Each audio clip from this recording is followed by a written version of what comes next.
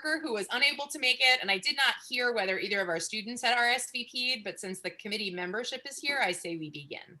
Okay. Thank you all for, one, being part of the committee, and two, for being amenable to our scheduling adjustments, because I wanted to make sure everyone could participate. And I wanted to make sure we could get this in before a couple of social. Okay. Before a couple big social studies things happen next week, because that is obviously the purview of this committee. So before we get into the process, anything that you would like to add to the agenda or make sure we cover? If it's other topics for us to brainstorm, hold that till we get to that section. But if there are any other sections of work you'd like us to make sure we cover today, speak now.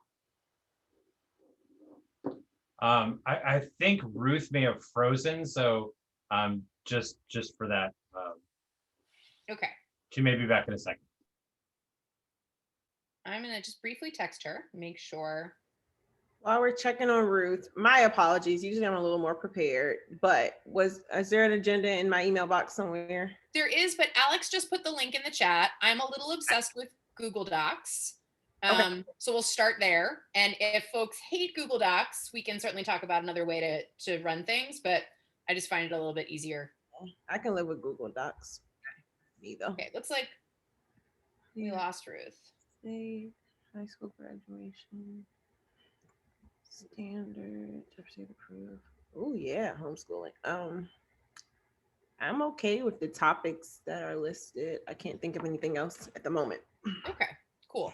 We did lose Ruth, and I'm guessing she's trying to get back on. So I won't go too far down the list, but I thought that we'd start out with, this is what we're charged with in the Dear Colleague letter that President Parker and Vice President Gasoy sent our way. So these are the things under our purview. And I think we can interpret these reasonably broadly, right? Like, I think as we talk about state academic standards, we can certainly talk, for instance, about special education, even though there are no special education standards.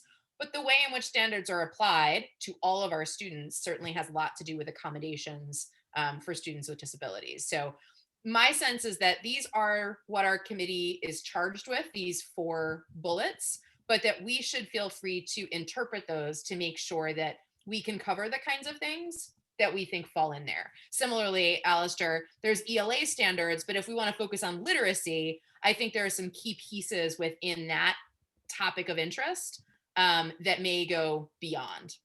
Yeah, Ruth, you were actually right on time. All I did was ask if we had anything else to add to the major categories of the agenda, and then shared my great love of Google Docs. And where is the agenda? It's in the link in the chat. So I think when I left the chat, the links left. Okay, we can relink you. Sorry. There it is. Ah, there it is. Thank you. And it was also sent out in the email, if that's easier for you to access. I got it. Okay. So what I will say is that of the things that our committee is charged with, the state board is obviously working on the social studies standards, but has not done any other state academic standards work for a few years. I think the health standards were the last before that we were involved in. The early learning standards, actually, I should ask, physical education, did we get involved in those at all? That predates my time, so John Paul might be able to answer the phys ed one. No, not really. Okay. And the early learning standards look like there were some updates made, but that also was not something the board was involved in. Correct. So the board does not have jurisdiction over early childhood education. Our jurisdiction starts at K-12. So that's where our jurisdiction on standards begins. Okay. That is helpful to know.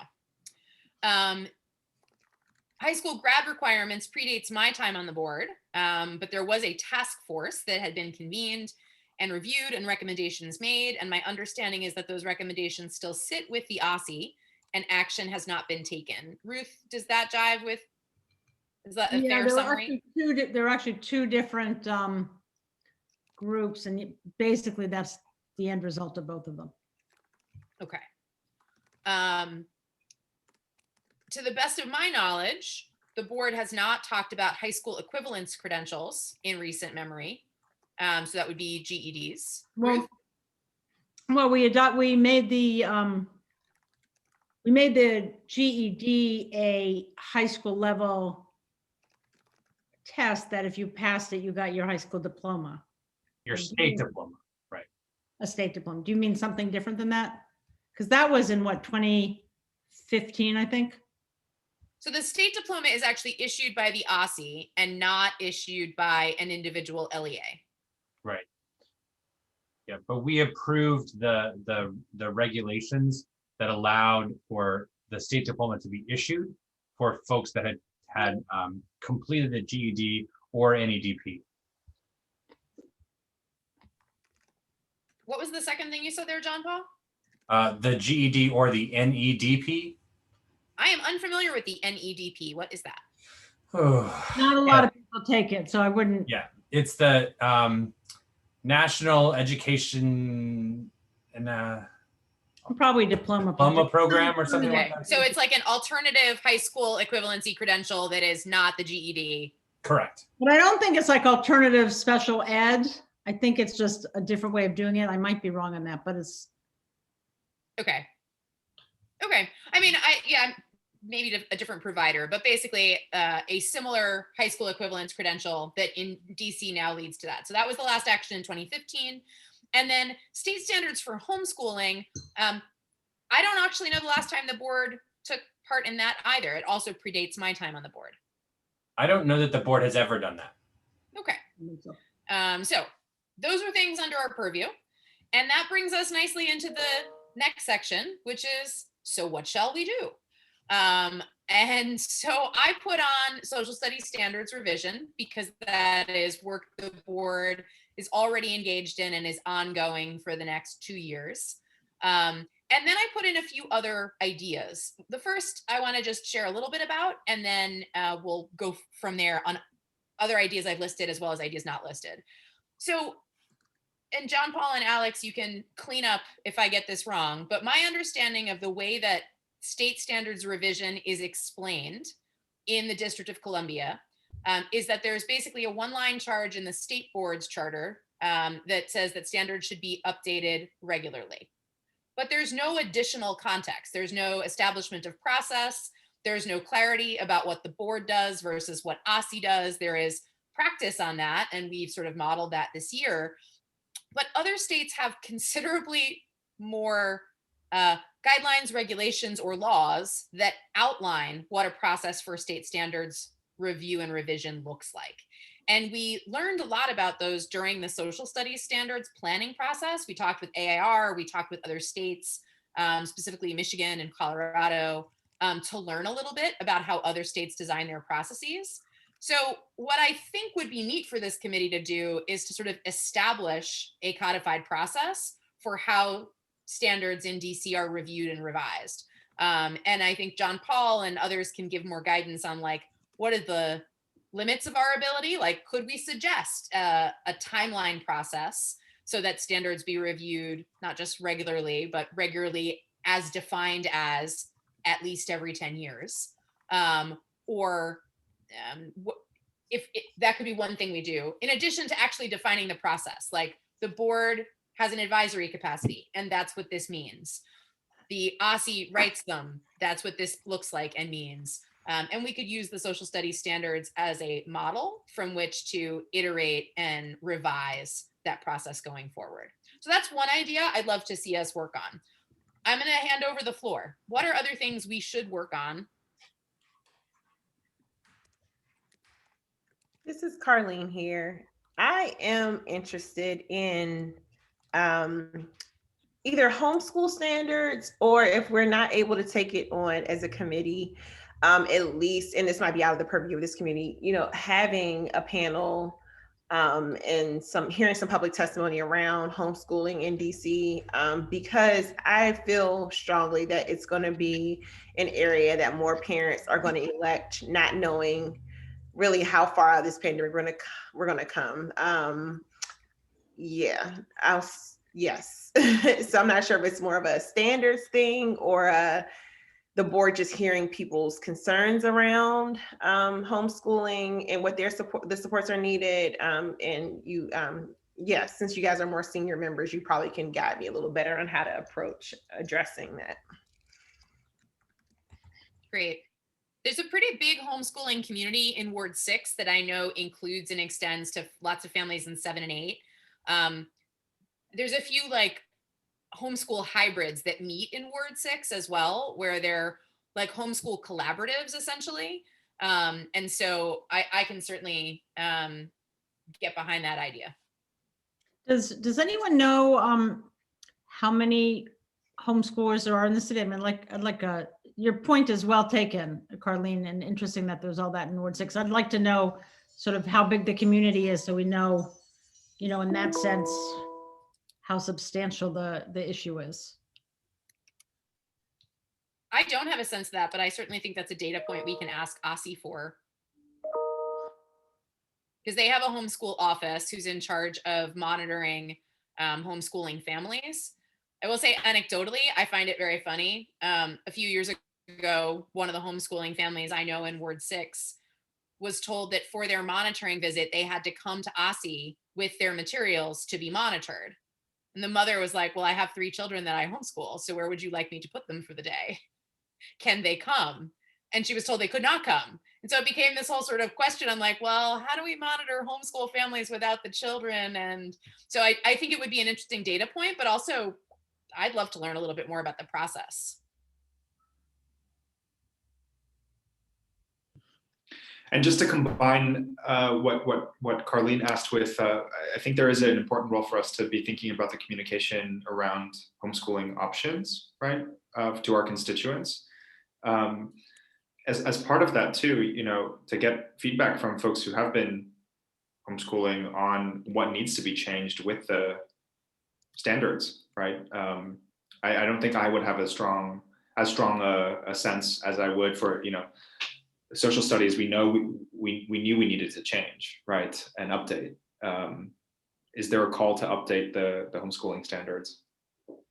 Yeah, I guess what I'm very interested in knowing how many, so we get a sense of how much. And then I think it's a very interesting topic to have a panel on in terms of what Carlene said. And my inclination is, let's find out. I mean, and then if there's a need, we can consider it.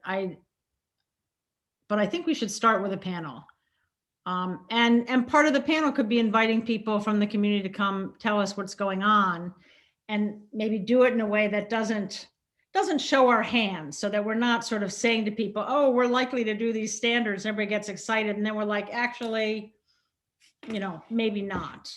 And the one other thing I would just put in this is, I mean, the reason I'm saying yes to the panel and nervous about the standards and a longer thing is, every time you enter one of these processes, and you know this abstractly, but to make it super, it is a lot. It is really a lot, and it would wipe out other ideas. So I think we need to really know more and then make a judgment, you know, whether it's sort of like the top thing, because if it's not the top thing, we probably can't do it unless we come up with a way of doing multiple things, not in big ways, right? But I think developing standards is inevitably, it's just big.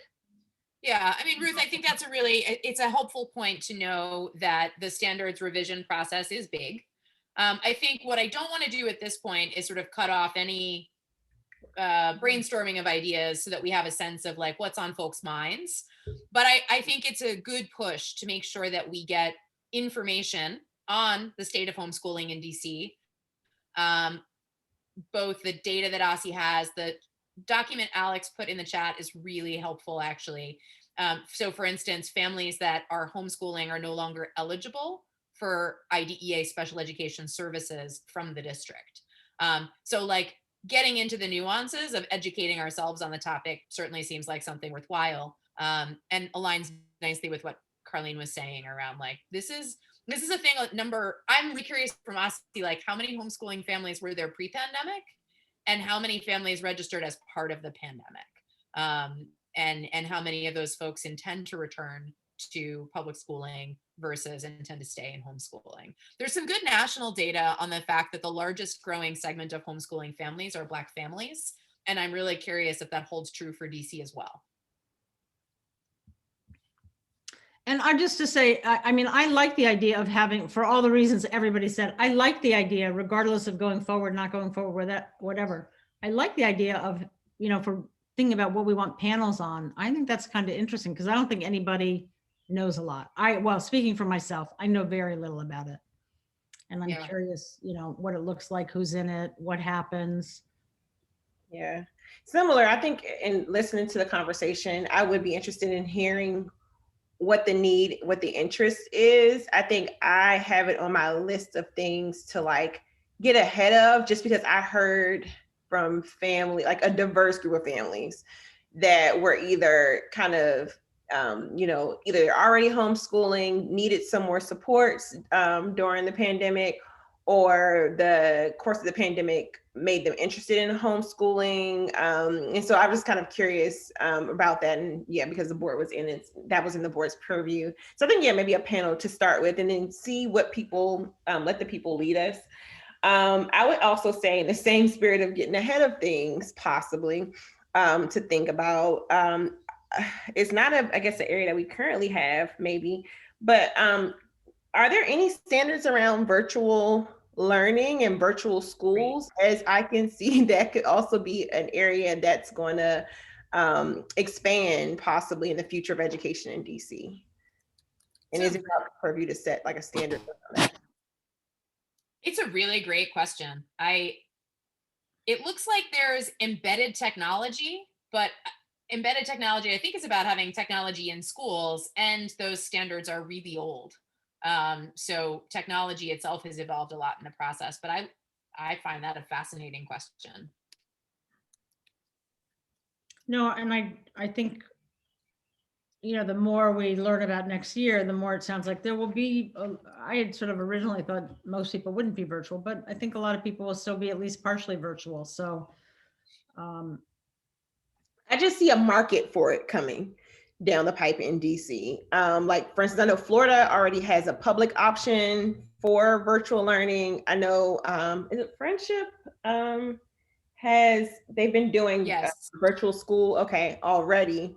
And I can just see other individuals, or just, you know, other models across the country, maybe looking at DC as a market. And we know families have also said, you know, we like this whole virtual concept. It works well for my family. You know, a variety of things that people might, and also thinking about, again, outside, a little bit out of our purview, but think about like the lifestyle changes that are going to come. I really think a lot more people are going to be maybe working from home now and might be considering to keep their children home. I don't know. I think it could be an opportunity to think a little outside of the box, but then also, you know, what the impacts of the COVID are going to have on like our lifestyle changes, and then how that can impact education, and try to, as much as possible, get ahead of it versus we're a few years down the line and we have to do it and crank something out of nowhere. Yeah, no, I think that's really thoughtful and very timely. Ruth? Yeah, just one alteration on that possibly, or in addition, is to do something that's the combination of virtual and special ed, or sort of special ed in a hybrid world, because I think that might be what we're heading into. And I think the experience we had largely hearing from people last year as we went into the pandemic is the issues related to providing SPED services in the pandemic were huge. And I'm sure you heard, you know, saw a lot of that in your day job, Carlene, but it seems to me, trying to ratchet that up the priority list as a subset of the virtual, maybe. Yeah, I think it's a really good question, and I'll share because it impacts both literacy conversation and the special ed conversation and the virtual conversation. I had a really interesting call with a parent who actually lives in Ward 3, Ruth, but we know each other through mutual friends, and he works for Linda Mood Bell. Do you know Dave Kavira? Yeah, sure. Okay, so Dave's wife is married to one of my very best friends. I'm sorry, Dave, yes, sorry. Dave's sister-in-law. There we go. Is one of my very best friends. Anyway, we were talking about both his own experience with special education for his child, but he's also now been connected to Dr. Reed to talk about some conversations specifically in schools that he's working with in Ward 8 and with the We the Motherhood parents. So Chioma Aru, LaJoy Johnson-Law, Yolanda Corbett, and a woman who was new to me, Michelle Parrish, about this question around special ed services in the pandemic for their children with disabilities. And I think there's a real question both around what worked for some students with some disabilities that folks would like to see kept, and then what limits existed for students with disabilities in availing themselves of services. So I know a number of students with ADD and ADHD, both families and educators have reported positive things about virtual learning for their children. And yet students receiving related services and other therapies seems to have been sort of a tricky issue, as well as kids who need more like hands-on assistance. So I like that idea a lot.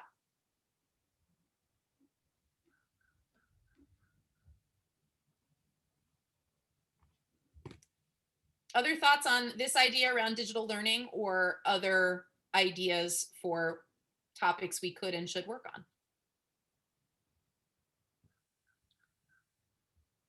Allister, do you want to talk a little bit about literacy? I would love to, yeah.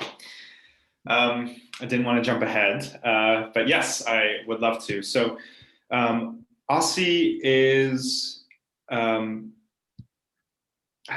developing a literacy plan. And the last one that we had was published in 2013 and had a 5-year goal, right, to get 75% of our students reading at grade level, which we did not meet. And so I think part of the question is, how do we partner with OSSI to build out this new plan, right? And I would be very interested in thinking this through with this committee. And I'm talking with the two folks who are taking lead on this on the OSSI side are Annette Thacker and Siobhan Gibson are their names. I don't know, John Paul, if you've worked with them in the past or if any of you have. Yeah, Jessica, okay. I have. They're also the people working on the social studies standards. Okay. Yeah, Annette more than Siobhan. Siobhan was coming into OSSI right when I left. But yeah, Annette's great. She'll be on task. Super. So I'm having a call with them tomorrow, on Friday at 1 p.m. if anyone else would be interested in joining. I was going to take this as an opportunity to get an update on where they are with this and could report back to this committee and just start raising some questions of where we could be most helpful, and then would love to talk about it here and propose something back. Yeah. So Allister, one thing I'm curious about, because I always find it funny, some things I hear a lot about in the city and other things I hear less about. This literacy plan, what's its effective, who does it affect? Who does it impact? Who is charged with doing the work to implement the literacy plan? How does that typically, how did that work, or how could it work? Yeah, so this one was built with, a pretty long list of advisory. The one that's expiring, or this one, meaning the one going forward? The one that had, that came out in 2013. It had a pretty long and diverse list of authors and advisors at the end. It seemed like, I think of, right, and this is my take on these plans. They can be most effective when it's making sure that the various literacy interventions know of one another and are coordinating in a way that builds off and amplifies off of each other, so they're not just operating in silos, right? And so in that sense, I do think that pulling in a broad diversity of stakeholders is very helpful. I think many of you know this has been an academic interest of mine, right? So I've looked at a lot of national literacy strategies, state literacy strategies, city literacy strategies over the years, and some of them are really, really impactful, right? And some of them are just pieces of paper, either that get used for a proposal or that just sit there and look pretty and no one reads, right? And that it runs the whole gamut, right? And I think that there are the ones that are most effective are setting realistic goals with very quantifiably measurable, right, outputs and indicators to suggest if we're on track to get there, and then mechanisms in place to think through, okay, we're off track, where are we, how do we and all the various stakeholders come together to steer the ship towards this goal, right, in the right way. So I think it would be very interesting to work on with OSSI. Yeah, I mean, it sounds like it, because it feels like there are so many entities that need to be part of not just creating the plan, but implementing it. So you've got schools involved in it, but you've also got maybe out of school time providers, but you also have maybe early childhood programs, and et cetera, et cetera. Cool. Does that make sense to everyone if I take this meeting and then report back, and we can decide how we want to proceed? Yeah, I'm interested to hear how it goes. That sounds good. And also, Allister, maybe I'm getting all my things confused. We're running together, but I think, or maybe you mentioned this too. There is like almost like a special education in literacy. They get some money around that, like a grant. I think this is what they're using it for, but I will check on that. Yeah. Okay, just any updates on the status of that, or what? Yeah, that would be great. Okay. So two thoughts on this. One, well, pending hearing anything about it, because I don't know anything about it, and I don't know what it covers and who it brings in and all that. I love the idea that Allister sort of talked about in different moments about a literacy plan, like here's what we need to do. That would be, I'd love to see that. And I'll say a little bit more about what I think that would be. And I don't know, whether that's similar to what OSSI is doing. I mean, I guess a literacy plan can be 100 different things. So yeah, so what are they doing? And of course it's huge, again, on the huge question. And on the one hand, on the huge side, huge is huge. And if it works, then you've got something great. That would require an enormous amount of welcoming from OSSI to have the board be part of that, which I don't rule out, but certainly don't assume it, take it for granted that would be there. And how that would work in terms of, well, I'll just leave it. I'll leave it at that and see what they're talking about. The part I'm most interested in, based on this, on the new dyslexia bill, but also on the hearings that led up to the dyslexia bill, is sort of, there were so many very specific things that OSSI, but in particular DCPS, said, oh, that's all happening. It's all happening. It's fine. And it's not, because there's a whole, room full of people, hours of testimony that it wasn't. And anybody you talk to knows that it was in the schools, knows it doesn't happen that way. And there's one piece of that. I mean, there's the screening, are you on track? Do you have dyslexia? There's the intervention, how intensive is it? What is it? And who gives it to you? Is it a special ed teacher with no reading training? Is it an aide? Is it a reading interventionist? What's going on? We don't know. And I'm not sure it's very systematically understood, but in the end, we know a lot of it isn't happening in the way that families need it to happen. And if it was happening, maybe our scores wouldn't look the way they look. There's also, and I think everybody here is familiar with this language, the tier 1 instruction that would, theoretically limit how much tier 2 and tier 3 instruction you had. So one thing that would be very interesting is if we could help better understand that, whether that is through surveys, through research, through our own work with individual schools, but to really try to put together kind of a picture of how that part works. I mean, sort of limit, really, maybe it's the K2 or the PK2 or the 3, whatever, but to really try to understand how it's working so that we can sort of that maybe that's sort of our contribution either to the plan or to a response to the plan. But to take Yeah, hold, like, Ruth, I appreciate that, and I do think that the dyslexia parent advocate group has been really leading the charge in a lot of the literacy conversations that I think the city needs to have.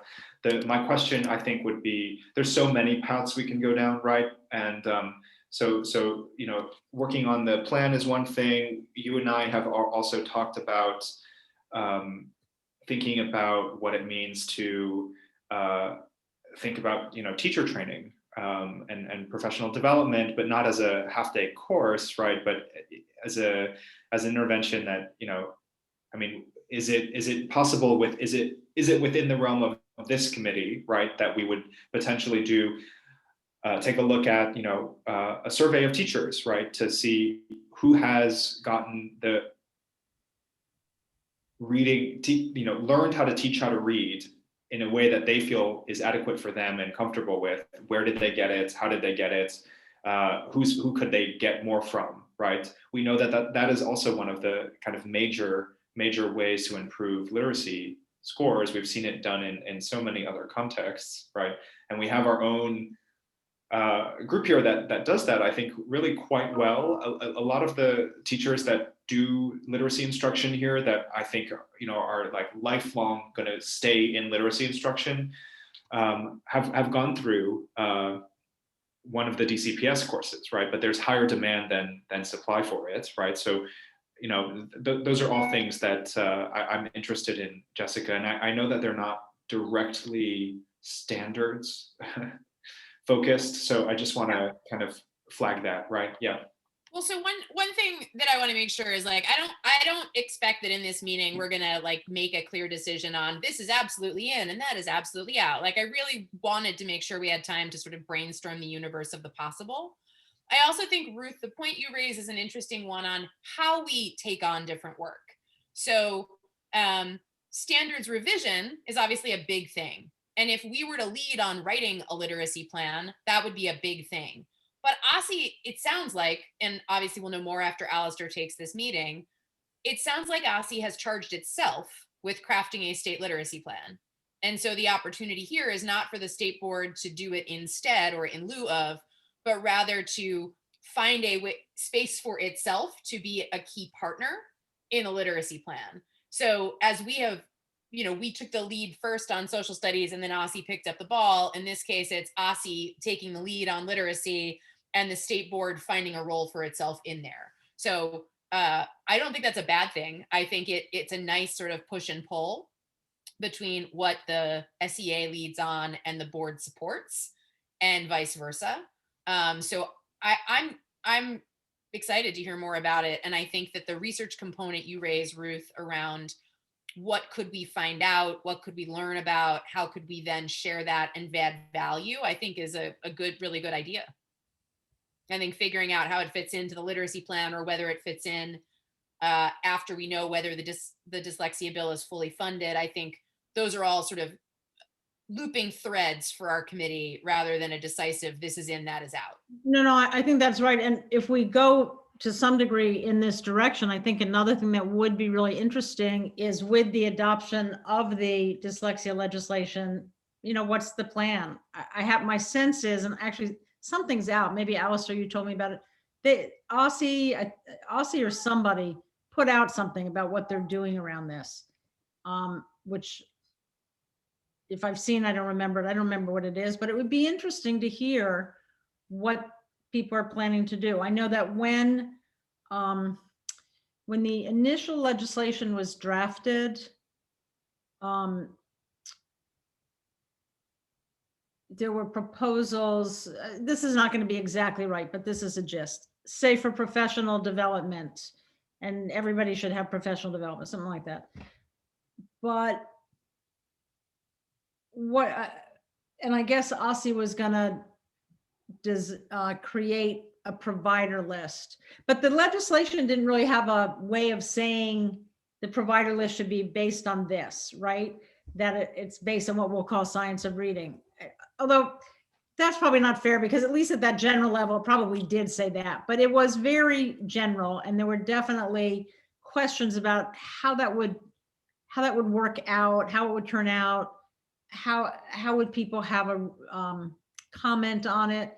So again, just ways in which we might be involved is to sort of look at, and I don't know, Alex, maybe this, or Jessica, whoever I should talk to. I mean, maybe that is one thing somebody could look at, is sort of the final round of that legislation and who's being asked or told to do what when.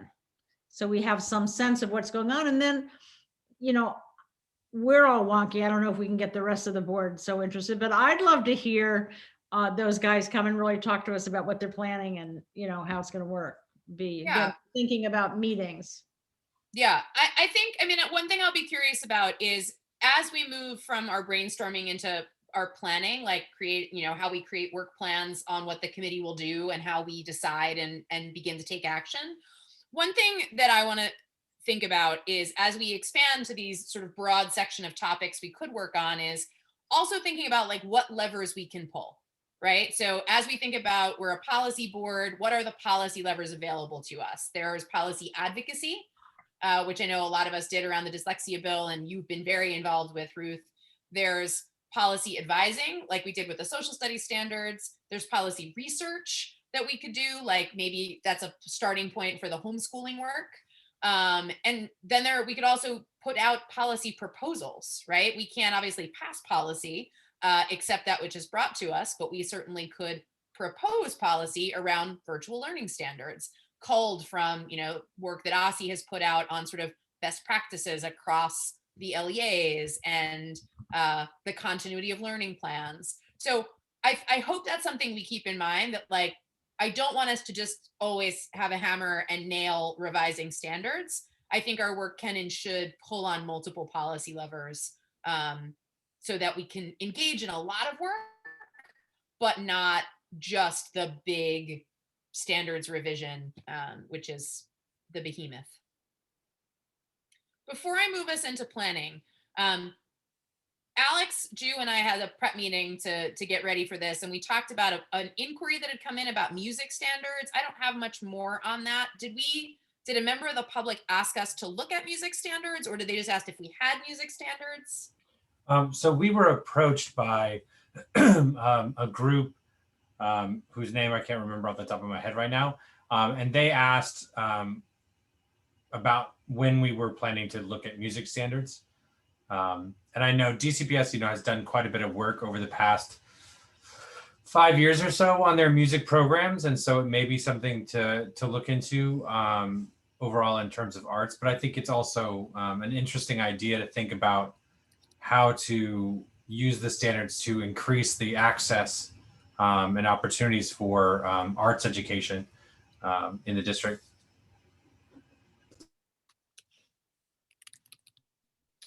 Yeah, I'm really curious about that as well. I had a call this week with the head of DC Strings, which has a lot of partnerships, the number of different schools, but quite a few in Ward 6, and also with the Capitol Hill Arts Workshop. And one of the things we talked about at length was not having any even knowledge of like, where are the music programs in Ward 6 and how connected are they, right? So as we talk about DCPS feeder patterns, one thing that has always truly boggled my mind is Eastern High School has a tremendous marching band, but only one of the 4 middle schools that feeds it has an instrumental music program. And that seems like a terrible shame, that you're going to arrive at Eastern and there's only a quarter of the enrolling middle schoolers who've had exposure to instrumental music before arriving at the school.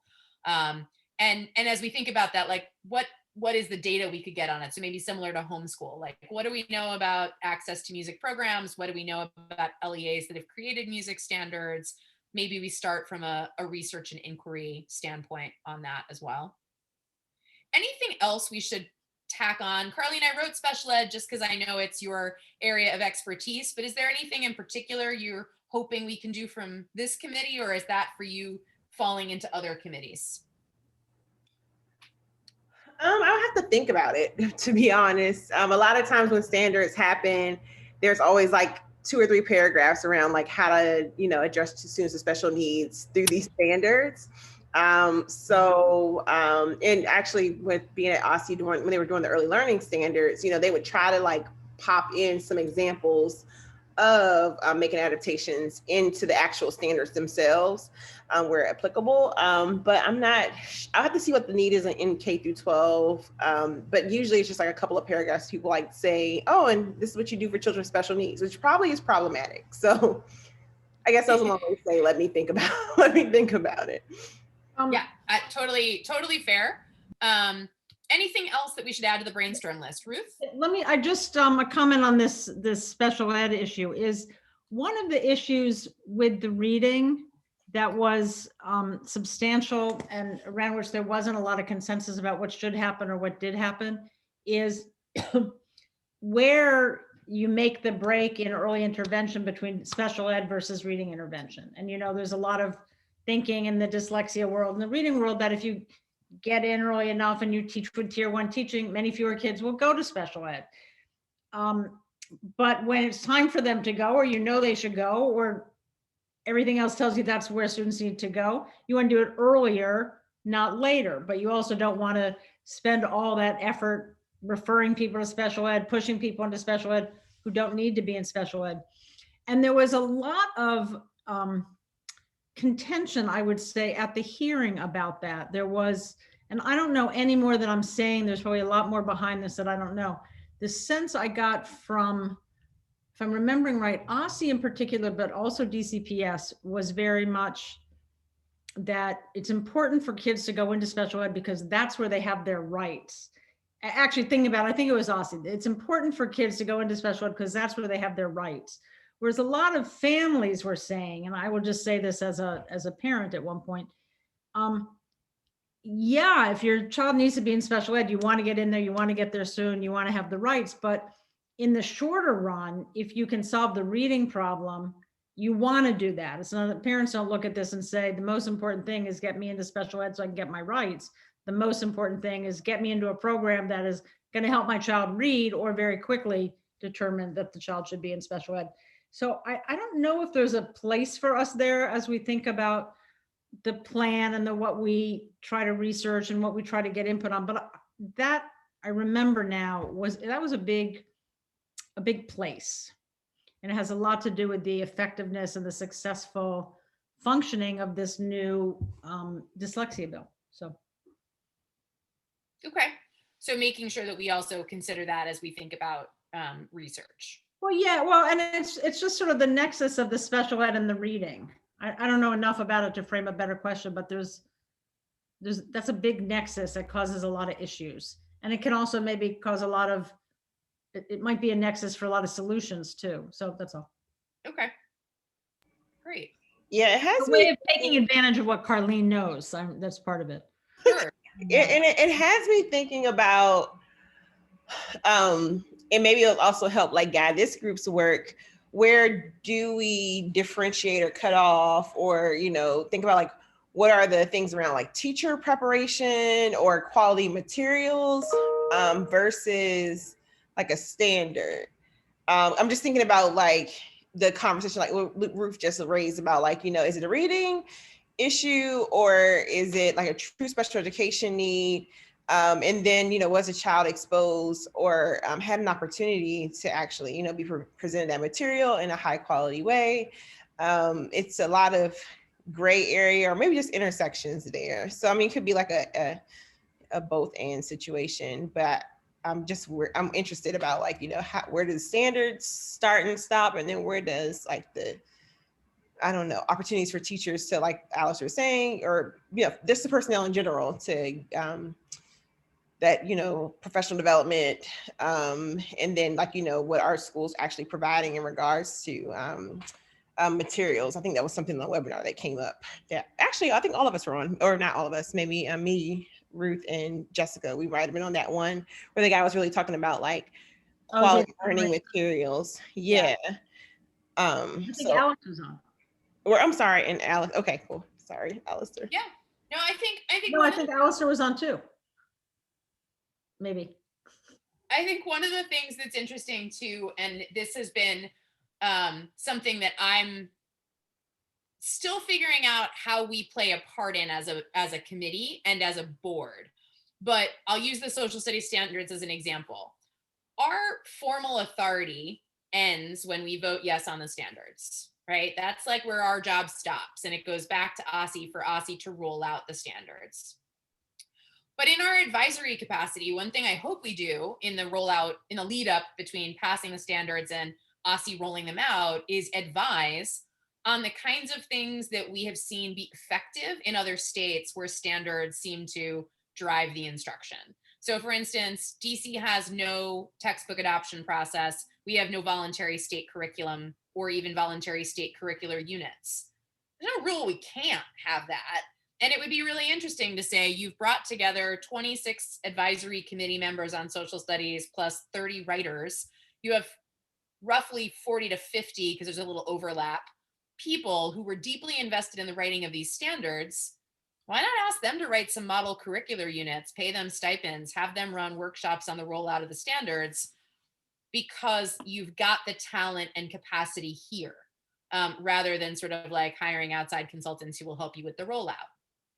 So how do we think about implementation as well as the drafting of policy and mandates? And I think that the intersection of like the dyslexia bill and where that's curriculum and content and assessment and special ed is also in the rollout. Like, what does the rollout look like, and what advice can we offer, as well as what data can we get back to turn into the advice we want to offer? Does that make sense? Makes a ton of sense for me. I feel like policy implementation is always where the rubber meets the road and where things get screwy. Well, and also what's hard for us, I think, is, you know, we have this role. I mean, if we're talking standards particularly, we have the role in the development and approval. There's nothing that requires anybody to pay any attention to, like, we could give a lot of advice on a lot of things and nobody would pay attention to it, which we know, right?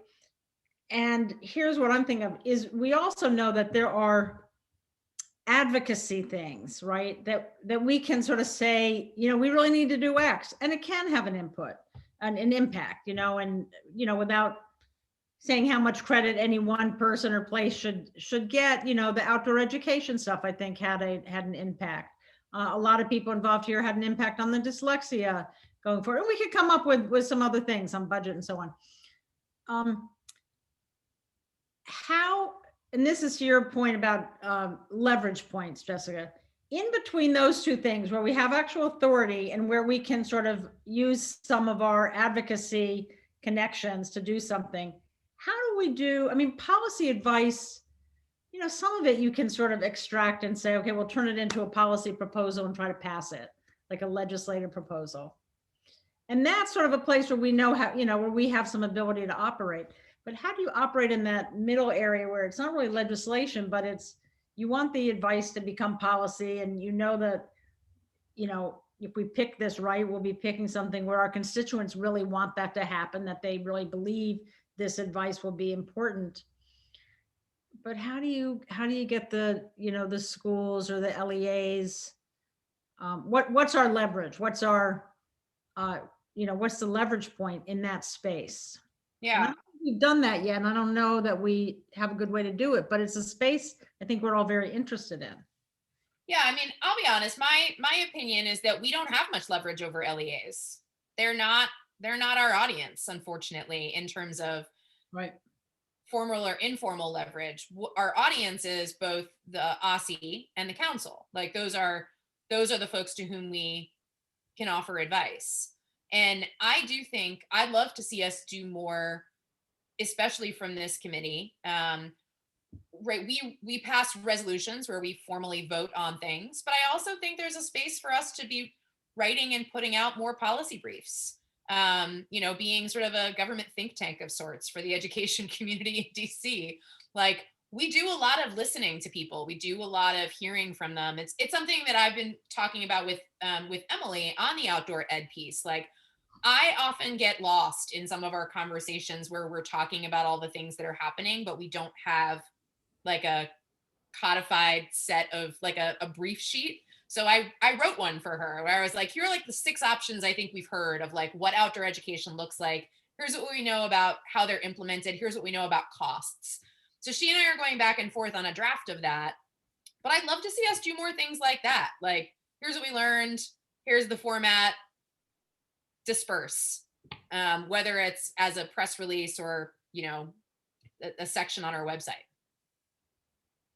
If others have other ideas, but like my sense is I'm not sure how much leverage we have over the LEAs, but that we should increase our leverage on putting formal advice out. I like that idea a lot because it's a document that like, even though our audience is LEAs, but I can see an LEA going to say, well, here are all these teachers that, you know, testified, State Board of Education and community members. What did, you know, the State Board of Education, you know, bring in based on their testimony and based on their expert panels? I think it's a way, because sometimes like I feel like issues just keep going. And not that the issue needs to stop, but I feel like it's an end product to say, we heard you around an issue. Here is a start. Is this adequate enough? And we can pick up the issue again after a few months if this document isn't enough. You know, one thing, and Alex and John Paul may want to comment, is we tried to do a little bit of this back in the summer, in particular, to really where we were getting all of that very rich information on the pandemic and the effects on the schools, to try to turn it into, I mean, actually, and we also had these panels on the star rating, and there were different efforts to pull the public meeting information into either notes or sort of summaries, I guess, that we then passed on to OSSI and the board. And in a couple of cases, I think we did try the policy brief, and I'm trying to remember what they were on. They were nice, and maybe it was on outdoor. I now can't remember, but we did a couple, and the idea was they were sort of 1 or 2 pages. Does either of you remember this? Am I dreaming this? And I think the idea of trying to build on that, you know, to sort of, how do you, and it's hard. You get all that stuff. How do you turn it into something? How do you turn it into something quickly enough that it's still useful? How do you have it reflect this big board? And I think we sort of put on some, what's the right, you know, some, not crutches, baby foot, baby shoes, you know, to try to sort of take some steps on that. And, you know, they were promising. And I think I guess we sort of continued it into the fall, but you know, more than notes rather than the briefs. Yeah. And I think, Ruth, that like that, I will absolutely give credit to like the work that we've done is where I'm pulling this idea from, that like, I think we've done a few of them and they've been helpful both for us for codifying what we heard and recording it. But I think the next thing that might be interesting is to see what would happen if we tried to make this like a regular thing, that it's something that we do consistently and create a library of, so to speak, so that it becomes the custom of the board to do these sorts of policy briefs on issues that come before us, on which we think we have a stance, so that we can put that out there and use it as advice to folks on council and beyond. And it and then it becomes something that you can PR, you can disseminate, you can social media, you can do all that. Right. And it creates a bit of a formal role for the board, which is neither, it's not something we have explicit permission to do, nor something we are explicitly prohibited from doing, and thus we can do it. Right, and we can create our own audience for it. I will say one challenge to think about is, and you sort of alluded to it, is when is it sort of, you know, the divide between here, this is, people came to our board and here's what they said, and this is our policy stance, right? Those are not always the same thing. That's right. And that was something that was difficult to try to figure out. So I think to do this in a serious way, that's just one of the things we'll have to sort of seriously play with. Yeah, I think that's right, Ruth. And I want to be mindful of your time. So I'm going to shift us towards that establishing a work plan. And I'm going to use this question you just raised to bring us there. Okay, but I'm gonna go and I trust that you'll do a great job. And Okay. if not, I will surely say so. Bye. Bye, everybody. It's been lovely. So on that note, I think one of the things we might do, and Ruth's right, like it's not easy to wrangle our whole board, is like that might become a piece of the work of the committee. Is that, let's say, for instance, we hear from, we'll use homeschooling as the example, Carlene, because I think we had really rich discussion about that. Like, let's say we have a panel come before us and tell us about homeschooling. We get some data from OSSI, and we decide like, we're not sure there's a need for an update to the homeschool standards, but we want to share like the state of homeschooling in this district. And, you know, I don't know that we'd have a policy stance on it, but we might have some insights into like things we hope OSSI will do as interest has increased. We as a committee would draft this, and then we would bring it to the board and say, here's what we as a committee have drafted, debated, agreed upon amongst ourselves, because the 4 of us will probably have an easier time debating than the 9 of us. And when we take it from the 4 of us to the 9 of us, I think it will carry some weight to say, here are the debates we had internally. Here's how we landed there. We're asking for your consideration as we put this out as a brief. Mm-hmm. Yep, I think it's thoughtful. It provides a nice bow to issues until we hear that like this document isn't adequate enough to meet everyone's needs. But for the most part, a lot of issues, it seems like guiding people to what the state of things already are, guiding people to where the materials around those things are is a start. And then if it's like, well, yeah, we don't like the state of things and we don't like the materials, and we like, then that would be like our cue to be like, okay, well then like, what's step 2 outside of this document? 100%. I also like you, and you put it really nicely, Carlene. I think in some ways it's also building an institutional set of documents for the board to go back to, like, when's the last time we talked about this? Where were we at that point?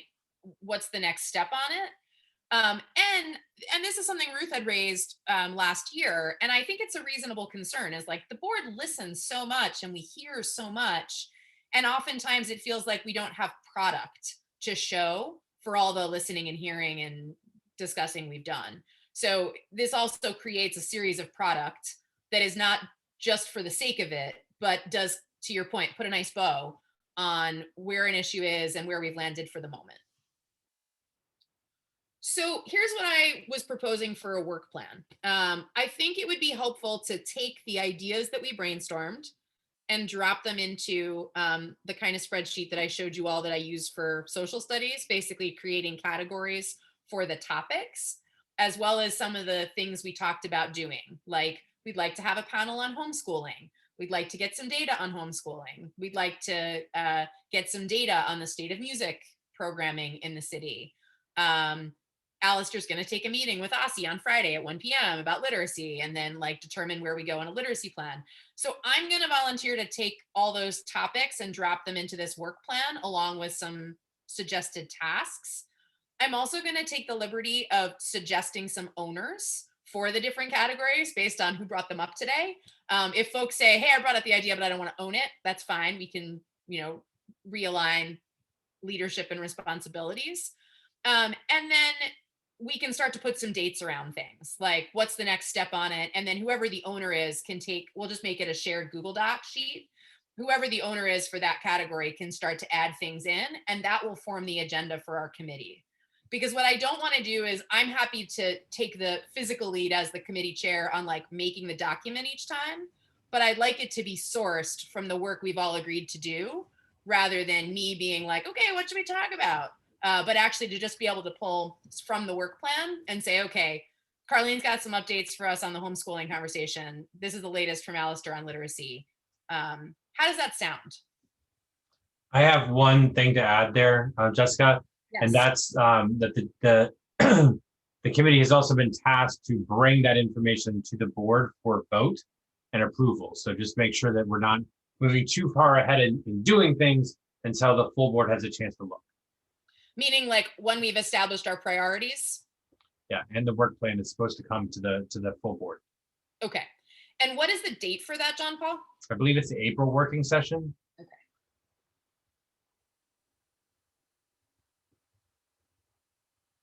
If I'm remembering from the dear colleague letter, I think it's the April working session. Okay. I appreciate the delegation on that. It makes sense how to structure the committee. Well, thanks. I'm glad it lands. I think, I mean, I'm really excited to get to work with both of you on this. Like Ruth and I have worked together for the past couple of years. So like she and I have an experience of working together, but I was psyched when Zachary was like, so I was thinking about these folks for your committee. Oh, yay, this is exciting. So I'll take the liberty to draft those things up. What I don't know, and John Paul, I hope that you have some insights on this.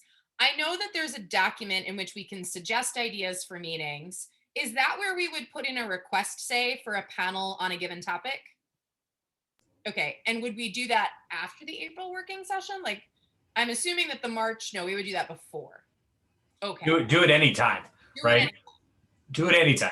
Because we're always looking, I mean, you'll see when you look at that document, there's a long list of potentials, but things come up, right? And that we want to have on the agenda. So yeah, anytime that you think that it's any individual members or committees want to put something on there, do it.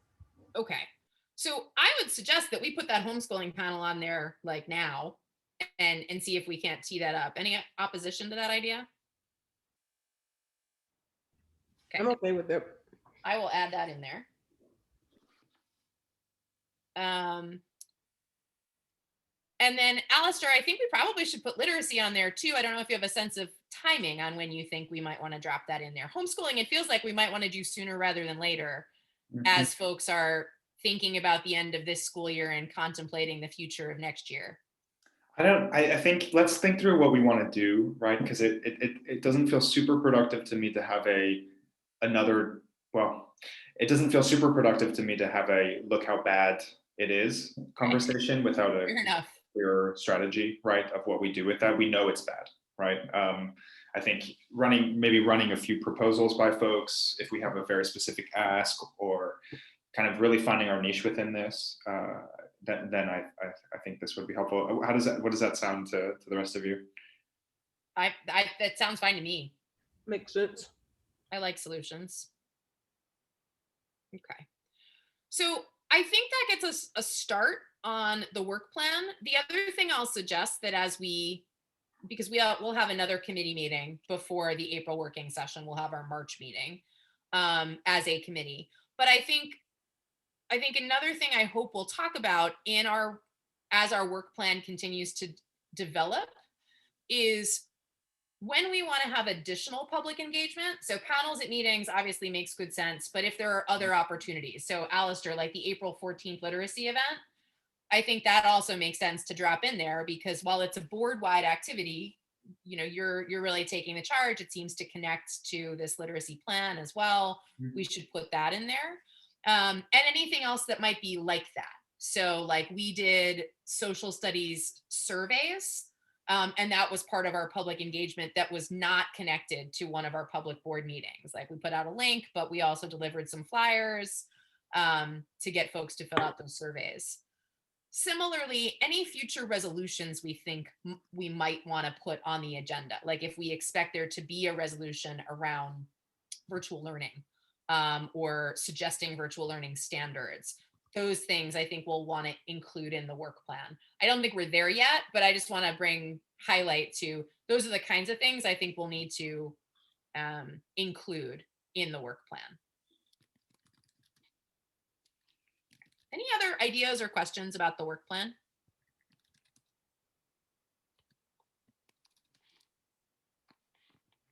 Cool.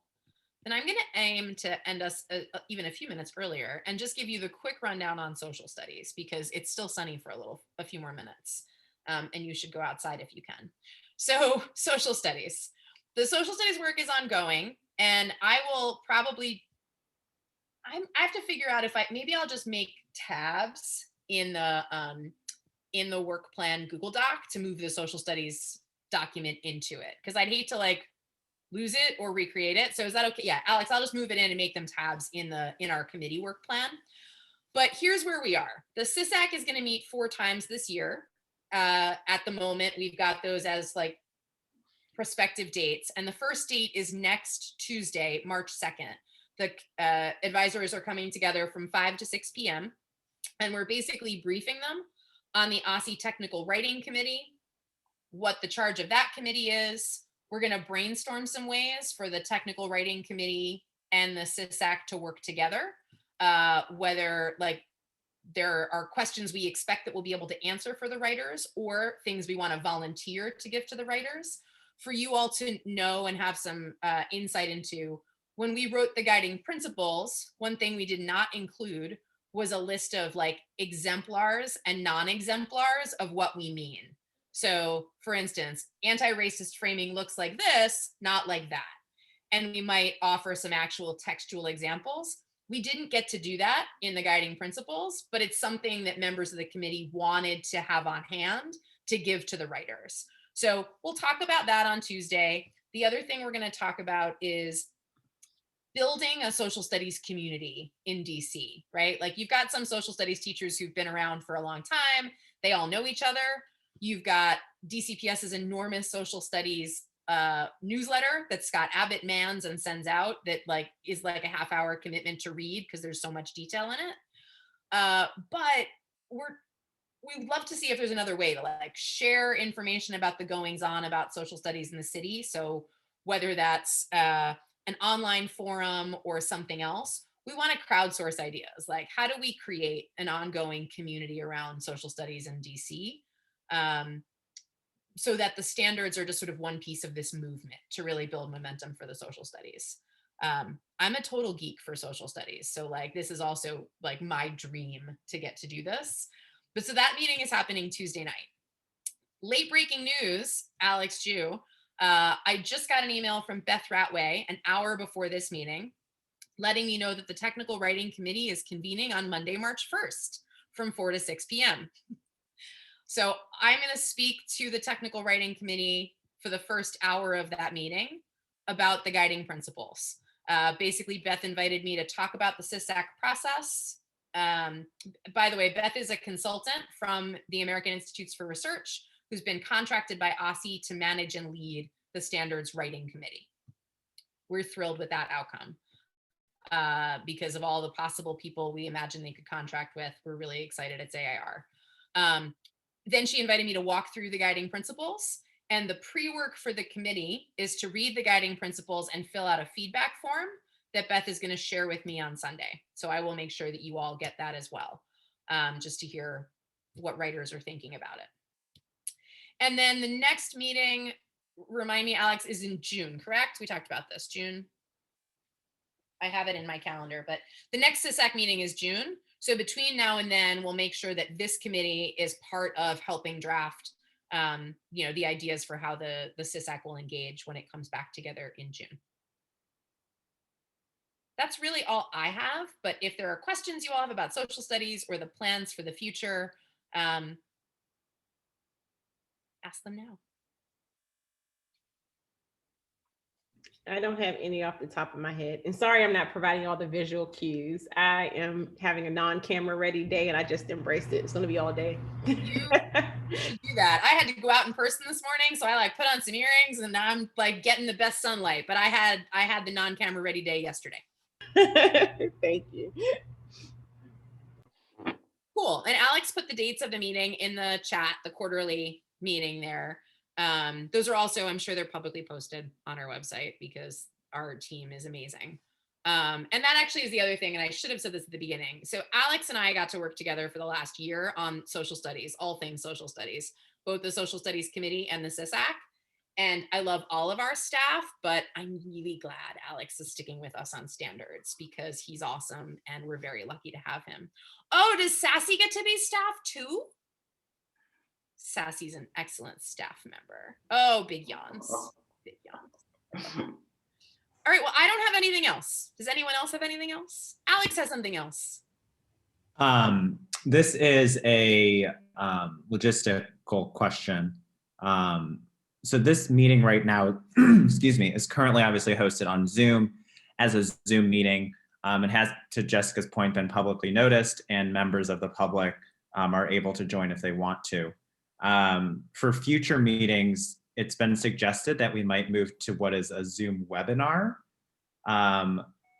that would allow the public to more easily watch the meeting. And I just wanted to make sure that everybody was okay with that transition. What would it look like physically on our end that would be different, Alex? I have not been part of a Zoom webinar. I don't know, and I'm So- looking at John Paul right now. The only difference you would see on your end is in the participants list, you would see a separate list for panelists versus attendees. Okay. And then attendees could also use the Q&A function to pose questions that then could be answered either through text or by the members of the committee directly. I don't know that it matters either way. I think one of the things that is helpful if we're going to have evening meetings like this is it does allow the public to have that live interaction with the committees. That is, it's just important to make sure that they have some sort of way to do that. So if we decide not to do it, I would suggest that we find a different mechanism for the public to put their input in. And I think that one of the other things to think about too is that the committee can always have an open meeting with the public to get their feedback on particular issues too, in a less formal way than the public meeting or something like that. But we could certainly do that as well. Okay. I'm not opposed, and I want to not be the only voice on this, but I'm not opposed to the webinar format. I've only participated as a participant. So like I'm familiar with the Q&A piece and the different lists, but I've not been the panelist in a webinar. So I have no opposition to that, especially if it doesn't affect our interface with one another. I'm fine with it too. Just question, are there any guidelines around being on screen for No. virtual meetings? Not as of yet. Okay. Vice President Gasoy and I are working on some ideas on virtual meeting protocols. Cool. Cool. John Paul, if we do move to webinars, would that mean that if a member of the public wishes to join the meeting, they have to register? I don't think so. I think we can publish the link for that to just show up as an attendee. Okay, and so there would be a separate attendee link than a Different attendee link. Yeah. Okay. All right. So basically, I think we might shift to that. And so if you all get notifications via your calendars or things like that, that indicate changes, just like ignore them, but accept them type. Okay. We'll just Don't we'll be just roll with it. confused. Yeah. Cool. That was the only thing I just wanted to quickly mention. Okay. Well, thank you for coming and for participating. Thanks for the good ideas. I will aim to have the work plan and everything out to folks by Monday. The next 2 days are a little nutty, so I don't think I can get to it before the weekend, but I'll get it out to folks by Monday. Alex? I'm sorry, I had one more thing. Okay. So one thing that we do try to do is just kind of take some rough notes of today's discussion. And so I will do two things. One, I'll share the physical Google document that I or others take notes in, but I'll also send that out via an email too, just like as a rough recap on like what was discussed today. By no means is it like a formal thing, but just a place for us to kind of engage with what was discussed throughout today's meeting and future meetings. And it's just a running document.